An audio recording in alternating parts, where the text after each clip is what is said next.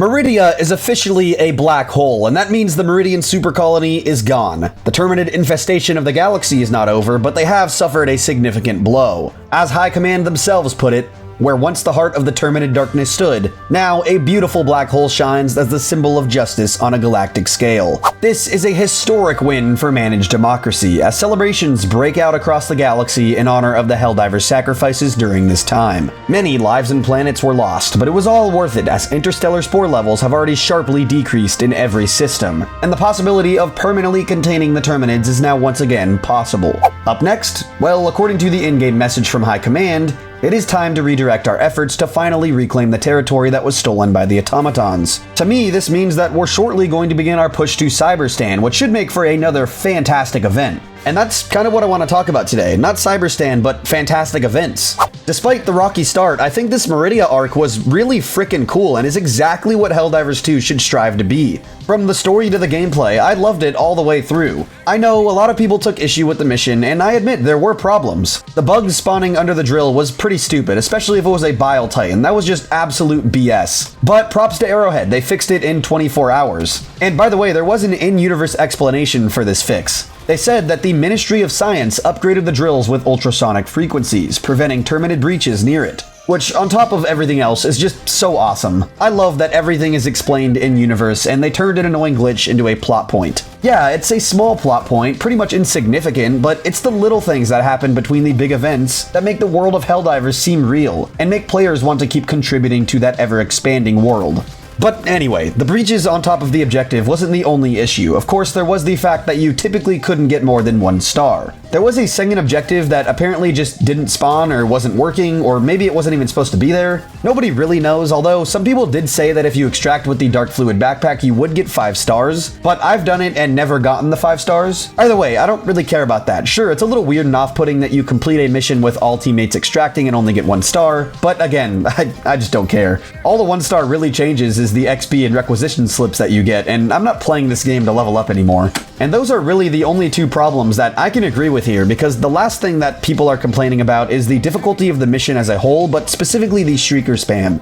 I saw a ton of people saying that the mission was way too hard and that it was impossible to extract, and I can agree that the mission is hard, but it's not impossible, not even close. Especially after the bug spawn fix. If you played as a team, it was definitely doable to do all of the objectives and extract with lots of reinforces to spare. Not only that, but I genuinely enjoyed the challenge. I think this Meridia arc so far has been the biggest plot point of this game so far. The TCS missions kicked it all off, and that happened all the way back in early March. So this has been a nearly 3-month-long storyline, from the activation to the failure to the deactivation and now the destruction of Meridia. And if you ask me, the arc isn't done, but I'll talk about that towards the end of the video. What I'm getting at here is that this major order is the culmination of essentially the main storyline of this game. So I think the missions deserve to be hard. I love the absolute chaos that happens when you start one of these drill objectives. It is truly a blast to have bugs spawning around you at all angles while each member of your squad attempts to desperately hold their own choke point as the bugs close in on the objective with each second that passes. Genuinely, the Dark Fluid missions have been some of the most fun I've had on this game since it came out, and while I'm very happy to see such a major success from the community, it is quite sad to see this Dark Fluid mission go. We only had it for about 3 days, and I seriously already miss it. This is the type of mission and content that they need to be continually adding to keep this game thriving and keep the hype alive. Everything about it was so great. I already talked about the chaos that unfolds as your team does the main objective, but how cool is it that we got an upgraded jump pack for free on these missions? The jump pack is, in my opinion, already one of the more fun stratagems in this game,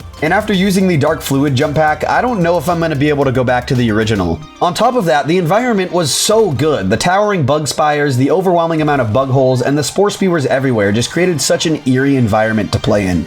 While I really would have wished that a new bug enemy came out during these missions, aside from that, Meridia really did feel like a super colony. There were just so many Terminids, and that gets me to my favorite part of the mission. Yes, the Shrieker spam is my favorite part. I thought both gameplay-wise and lore-wise, this just made so much sense. Like, think about it, you just pumped Dark Fluid to create a black hole into this planet. Of course, it's going to piss off the locals, and out comes the most amount of Shriekers you'll ever see. I thought this part of the mission just added so much chaos to the extraction. Everyone was either running around in circles, going prone and praying, or were sitting under rocks. Personally, I was a big sitting under rocks guy. Anyway, this part of the mission was just a fantastic touch by Arrowhead. They could have very easily made this a a simple extraction, but they added just the right touch to make it not only extremely difficult, but chaotic and fun, and most importantly, still very doable. I really don't think I ever failed to extract after my first 1 or 2 attempts. Once you start really understanding how the Shriekers attack, it becomes super easy to avoid them, once again by sitting under a rock. Also, shout out to the Breaker Incendiary, which one-shots these annoying bastards if a single bullet hits them because the dot damage will finish them off. It was so satisfying to just sit there and watch my kill streak rack up because I could blindly spray my shotgun into the air.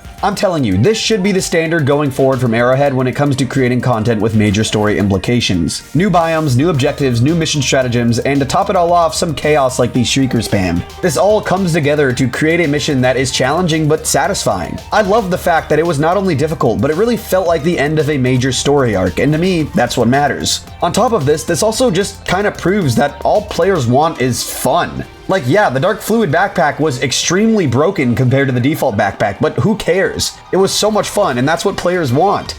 And of course, all of our hard work over the weekend culminated in probably the coolest and most hype moment in Helldivers 2 so far.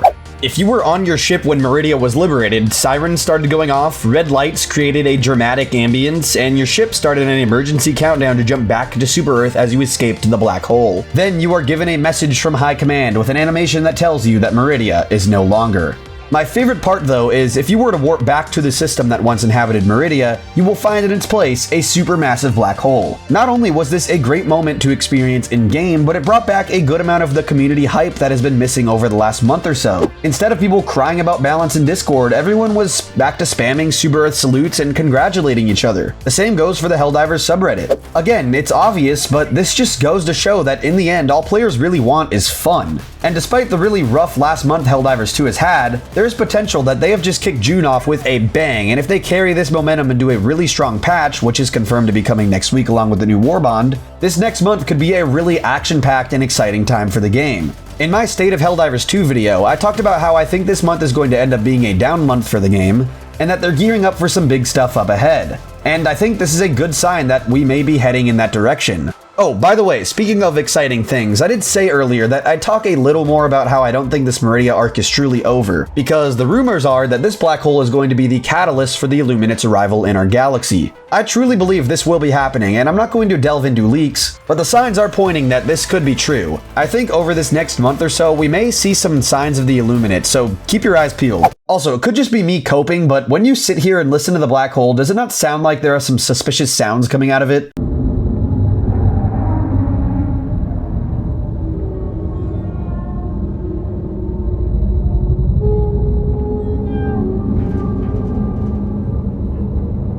Let me know in the comments if you hear anything, because I could totally just be tripping and hearing what I want to hear, but I do really think this is a little bit of a tease from Arrowhead.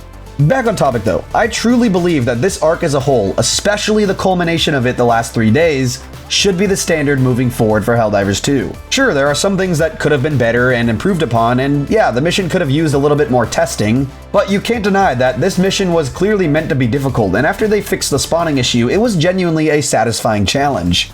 I think that is just proven in the fact that despite all of the issues this game has suffered the past month or so, from glitches to balancing, people were able to put all of that aside and largely enjoy the new content and the new mission. We loaded in, had a bunch of fun with the new jump pack, suffered through some challenging objectives, and explored a terminid-ridden biome full of spore spewers and shriekers. The community enjoyed it so much that we actually stopped complaining about the devs, even if just for a few days, and to me, that shows a lot. This should be the gold standard moving forward for Helldivers 2, and I have no doubt they'll take what they learned from this mission and the storyline and improve upon it in the future. Just imagine what it's going to look like when we finally invade Cyberstan, or we get a Hive Lord boss fight, or even when the Illuminates start to come out of that black hole.